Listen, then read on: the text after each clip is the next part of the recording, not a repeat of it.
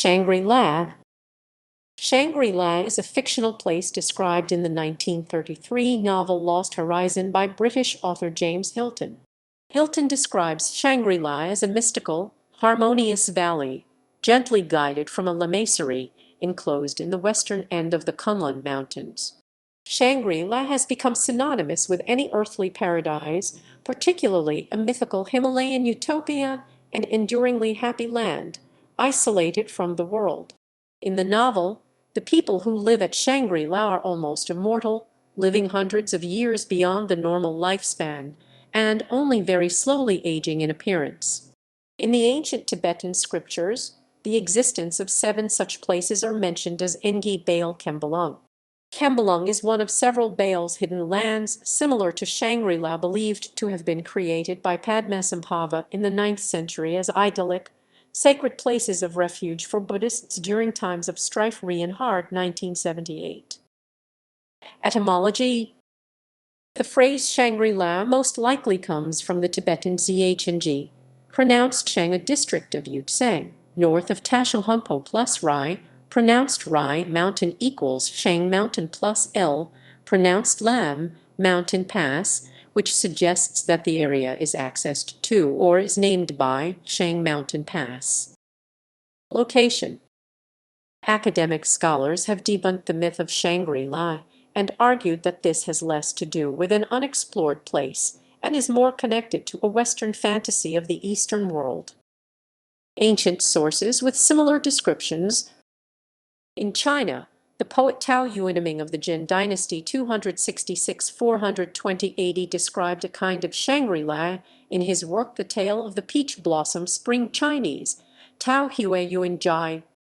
The story goes that there was a fisherman from Wuling who came across a beautiful peach grove, and he discovered happy and content people who lived completely cut off from the troubles in the outside world since the Qin dynasty 221–207 BC. Some scholars believe that the Shangri-La story owes a literary debt to Shambhala, a mythical kingdom in Tibetan Buddhist tradition, which was sought by Eastern and Western explorers. Shambhala is a core concept in Tibetan Buddhism that describes a realm of harmony between man and nature that is also connected with the Kalachakra or Wheel of Time. The Shambhala ideal is described in detail in the Shambhala Sutra, a historical text written by the 6th Panchen Lama, which describes some of the Shambhala locations as being in Ngari, the western prefecture of Tibet. Folklore from the Altai Mountains describe the Lukha mountain as a gateway to Shambhala. The Kunlun Mountains Kunlun Shan offer another possible place for valleys like the Shangri-La, since Hilton specifically described the Kunlun Mountains as its likely location in the book. However, Hilton is not known to have visited or studied the area. Parts of the Kunlun Mountains lie within Ngari, mentioned in the Shambhala Sutra. Possible sources for Hilton.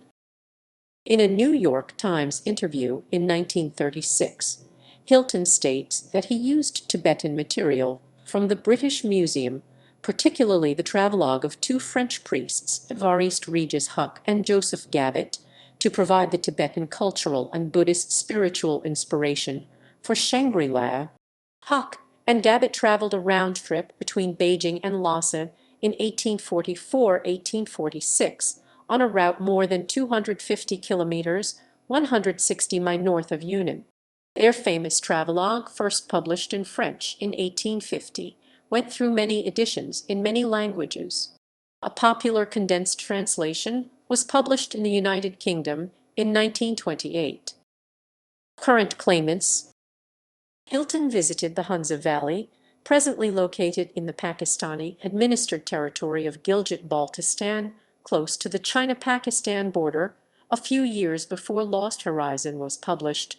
Hence, it is a popularly believed inspiration for Hilton's physical description of Shangri-La. Being an isolated green valley surrounded by mountains, enclosed on the western end of the Himalayas, it closely matches the description in the novel. Also, in an ironic reversal on the story, due to increased exposure to ultraviolet radiation, inhabitants of the high-altitude parts of the valley appear to age quickly. Today, various places, such as parts of southern Kham in northwestern Yunnan province, including the tourist destinations of Lijiang and Zhongdian, claim the title. In 2001, Zhongdian County in northwestern Yunnan officially renamed itself Shangri-La County, Zhangjiala in Chinese Xingji Lai Lao. Places like Sichuan and Tibet also lay claim to the real Shangri-La. In 2001, Tibet Autonomous Region put forward a proposal that the three regions optimize all Shangri-La tourism resources and promote them as one. After failed attempts to establish a China Shangri-La ecological tourism zone in 2002 and 2003, government representatives of Sichuan and Yunnan provinces and Tibet Autonomous Region signed a declaration of cooperation in 2004. Recent searches and documentaries. American explorers Ted Vail and Peter Klika visited the Mili area of southern Sichuan province in 1999 and claimed that the Mili monastery in this remote region was the model for James Hilton's Shangri-La, which they thought Hilton learned about from articles on this area in several National Geographic magazines in the late 1920s and early 1930s. Vail completed a film based on their research, Finding Shangri-La, which debuted at the Cannes Film Festival in 2007. However, Michael McRae unearthed an obscure James Hilton interview from a New York Times gossip column in which he reveals that his cultural inspiration for Shangri-La, if it is anywhere, is more than 250 km north of Mili on the route traveled by Huck and Gabbitt. Between 2002–2004, a series of expeditions were led by author and filmmaker Lawrence Brahm in western China, which determined that the Shangri-La mythical location in Hilton's book Lost Horizon was based on Ur. On 2 December 2010, OPB televised one of Martin Yan's Hidden China episodes, Life in Shangri-La, in which Yan said that Shangri-La. Martin Yan visited arts and craft shops and local farmers as they harvested crops and sampled their cuisine. Television presenter and historian Michael Wood, in the Shangri-La episode of the BBC documentary series In Search of Myths and Heroes. The Travel Channel in 2016 aired 2 episodes of Expedition Unknown that followed host Josh Gates to Lo Manthang, Nepal and its surrounding areas, including the sky caves found there, in search of Shangri-La. His findings offer no proof that Shangri-La was real. Usage. Shangri-La is often used in a context similar to Garden of Eden to represent a paradise hidden from modern man. It is sometimes used as an analogy for a lifelong quest or something elusive but much sought, for a man who spends his life obsessively looking for a cure to a disease. Such a cure could be said to be that man's Shangri-La. It also might be used to represent a sought for perfection in the form of love, happiness, or utopian ideals. It may be used in this context alongside other mythical and famous examples of similar metaphors such as El Dorado, the Fountain of Youth, and the Holy Grail. In popular culture, there are a number of cultural usages of the Shangri-La idea that have developed since 1933 in the wake of the novel and the film made from it. World War II, Min II. The current presidential retreat known as Camp David was briefly named Shangri-La by President Franklin D. Roosevelt during World War II, after the city in James Hilton's novel. Roosevelt looked at the view from the mountains and proclaimed this as Shangri-La. President Eisenhower would later go on to change the name in honor of his grandson David. An unusual consequence of the Doolittle raid of 1942 came after, when in the interests of secrecy President Franklin Roosevelt answered a reporter's question by saying that the raid had been launched from Shangri-La. The true details of the raid were revealed to the public 1 year later, in April 1943. In 1944, the U.S. Navy commissioned the Essex-class aircraft carrier USS Shangri-La, with Doolittle's wife Josephine as the sponsor. In astronomy, in 2006, the International Astronomical Union gave the equatorial, dark, low-lying area of Saturn's moon Titan the name Shangri-La. Gardens and resorts. In 1937, Lutcher Stark, a Texas philanthropist, started building his own Shangri-La in Orange, Texas. His Shangri-La was an azalea garden situated alongside a suppressed Tupelo swamp. By 1950, thousands of people were traveling to Orange to visit Shangri-La, and many magazines published photographs of it. In 1958, a major snowstorm struck East Texas, destroying thousands of azaleas and closing the garden for 40 years. The garden has been renovated and is now open to the public once again. The businessman Harold Nixon Porter established a nature reserve called Shangri-La in Betty's Bay in South Africa in 1955. The name was changed to Harold Porter National Botanical Garden when the reserve was bequeathed to the National Botanic Gardens of South Africa in 1959. In 1983, a tourist resort built on the banks of Kachura Lake in Skardu, northern Pakistan, was based on the idea of Hilton's novel. The resort is named Shangri-La Resort. Today, the lake itself is also known as Shangri-La Lake.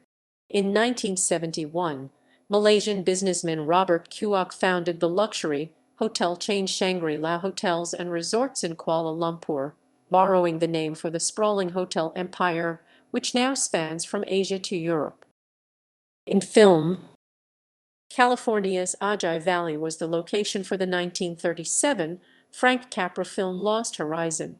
The outdoor scenes of the villagers of Shangri-La and a cavorting Ronald Colman and Jane Wyatt were in fact filmed in nearby Sherwood Forest, Westlake Village, and Palm Springs. The exterior of the Grand Lamasery was built and later dismantled on the Columbia Ranch in Burbank, California. However, according to film historian Kendall Miller in the photo documentary bonus feature on the Lost Horizon DVD, an aerial shot of Ojai Valley taken from an outlook on Highway 150 was used to represent the Shangri-La Valley. A film of the same name, Lost Horizon, was remade in 1973, starring Peter Finch, Liv Ullmann, Sir John Gielgud, Michael York, Charles Boyer. In the 1980 animated film Animalympics, one of the characters vanishes while training and finds himself in Dagra-Lao. In the film Sky Captain and the World of Tomorrow, after being knocked unconscious by a large amount of dynamite, Joe Sullivan, Jude Law, Polly Perkins, Gwyneth Paltrow, and Kaji Omid Jalali wake up in Shangri-La and are given new clothes by Tibetan-speaking monks, as their old ones had to be burned due to radiation. In the 2007 direct-to-video film Chill Out, Scooby-Doo and Shaggy Rogers discover Shangri-La hidden within Mount Everest. In the film The Mummy, Tomb of the Dragon Emperor, the third film in the trilogy, Rick O'Connell, Brendan Fraser, and his family, with the help of Lynn Isabella Ling, discover Shangri-La in the Himalayas.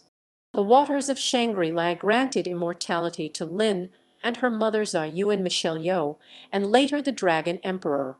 The home of John Dawson Sean Bean in the first part of the 2009 Red Riding trilogy is named for Shangri-La. In the 2019 animated film Missing Link, the protagonist Sir Lionel Frost Hugh Jackman is tasked by a civilized incarnation of Bigfoot called Mr. Link Zach Galifianakis to help the latter relocate to Shangri-La in the Himalayas where the Yetis whom Mr. Link believe. In video games, Shangri-La is one of the 3 mythical cities you get to explore as a time traveler in the 1998 adventure game The Journeyman Project 3: Legacy of Time.